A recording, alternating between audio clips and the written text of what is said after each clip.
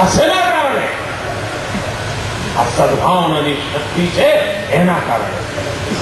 મારે દુનિયાને ગંગાની છોડ પર બતાવવું છે. જે લોકો નકારાત્મકતા લઈને ચાલે છે એની પાછળ સમય બગાડવા જતો સમય મારી પાસે. કારણ કે મારા શરીરનો પ્રત્યેક કાળ, મારા સમયની પ્રત્યેક ક્ષણ એની પર અધિકાર છે. તો આ 6 કરોડ ગુજરાતીઓનો અધિકાર. એ સમય વેડફવાનો મને અધિકાર નથી. અને તેથી એક માત્ર મંત્ર છે, આ ગુજરાત બધું આગળ કેમ જાય, બધું વિકાસ કેમ જાય. અને વિકાસની ઊંચાઈઓ જુઓ.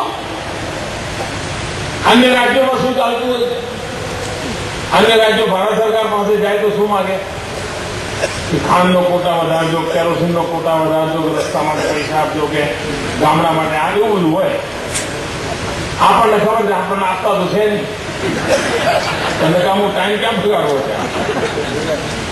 પણ માગવું તો એવું માગવું કે એમને મુશ્કેલી પડે. મેં પ્રધાનમંત્રીને એથી પત્ર લખ્યો કે આ ભારતની જનતા જનાર્દનના પૈસેથી આપણે જે સેટેલાઇટ છોડ્યા છે એનો ઉપયોગ કોઈ કરતા આવડતું નથી. મને આવડે, મને આપી દો. આપણે સેટેલાઇટ નાખ્યો. બોલો, મેં એમને કહ્યું મારો ગુજરાતનો ઉપયોગ થશે, તમે સેટેલાઇટ અમને આપો.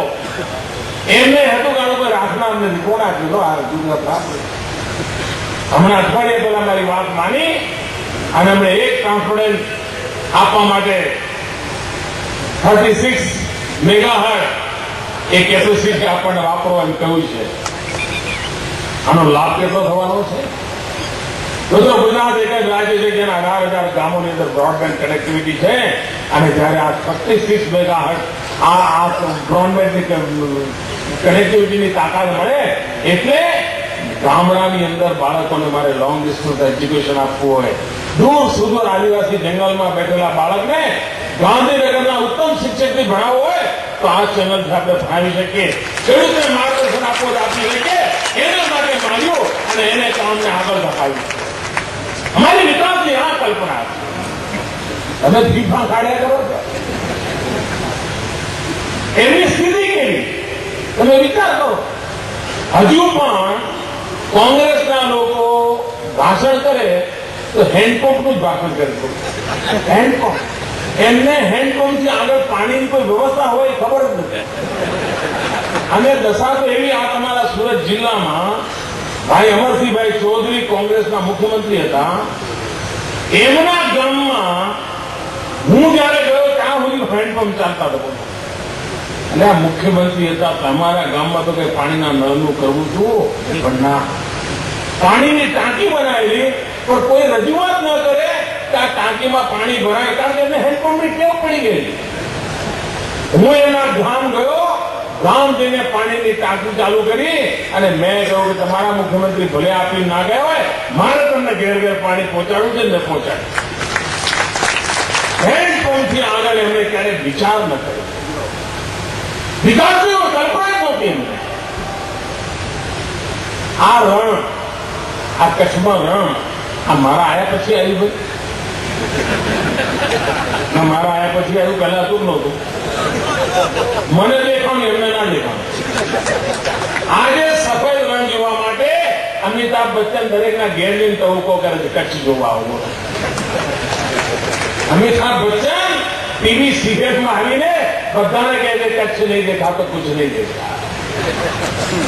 અને આખી દુનિયા હમણાં રણોત્સવ જોવા માટે લાઈન લગાવી ઉભી છે.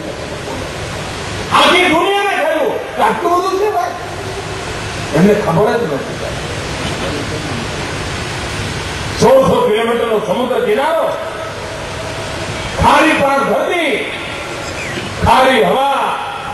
લોકો ગામ છોડીને સુરતની ઝૂંપડપટ્ટીમાં જીવવાનું પસંદ કરતા હતા. એ દરિયા કિનારાને બોજ રાખતો હતો. અમે એ દરિયા કિનારાને અવસરમાં પલટી નાખ્યો અને આજે ધમધમતું કરી દીધું. અને એક આખું નવું ગુજરાતમાં દરિયા કિનારે નિર્માણ થઈ રહ્યું છે. કચ્છ સૌરાષ્ટ્રની ધરતી ધમધમવા માંડી છે. એમને નહોતું દેખાતું.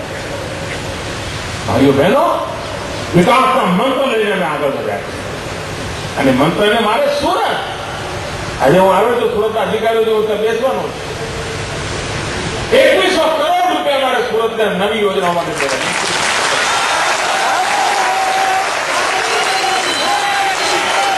2100 કરોડ રૂપિયા.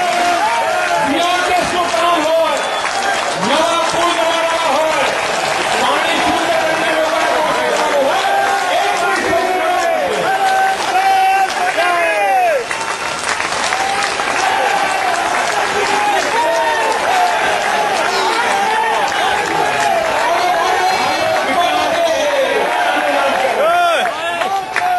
યાર મગજની એને